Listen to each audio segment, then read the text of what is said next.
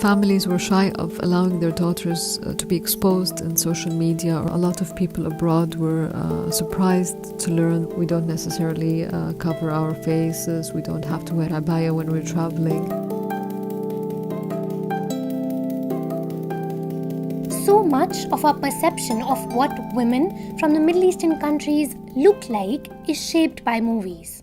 I, for one, can remember this scene from Sex and the City 2 where Carrie Bradshaw and her friends meet these burqa-clad women. But what lies under the burqa is not merely lipstick. I think it's easier now with all the bloggers, vloggers, YouTubers for us to imagine what these women look like.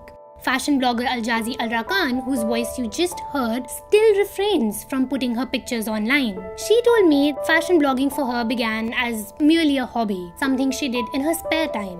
My name is Aljazi Alrakan. I am a Saudi dentist by degree. I joined the workforce in 2005 by working as a dentist in the private sector. I started off working 48 hours a week. Then I realized I didn't have a social life, so I eventually cut that down to 28 hours a week. And that gave me the opportunity to pursue some of my hobbies and interests, such as my interest in fashion world. In 2012, with the shift of the entire world to smartphones and the popularity of social media, I opened my Instagram account under the nickname Jezebel.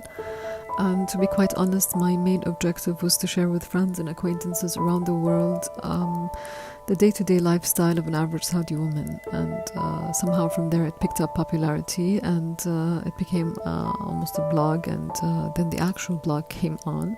We perhaps wouldn't even think twice before taking a selfie and putting it up on all our social platforms. But for women like Aljazi, putting themselves on the digital space meant dealing with years and years of restrictions. The reaction to the content that I shared on my Instagram appalled me. For instance, a lot of people abroad were surprised to learn that such modernization and advancement exists in Saudi, and a lot of people were surprised to learn that wearing an abaya is an optional thing, it's not a mandatory thing, or there is no law that forces us to do it. It depends mainly on your views, and we don't necessarily cover our faces, we don't have to wear abaya when we're traveling. I'm sure many of us didn't know that. What I also didn't know is that women in the fashion industry all around the world are now reclaiming the hijab, the burqa, the abaya in what is called the modest fashion movement. And all this has been possible because of social media.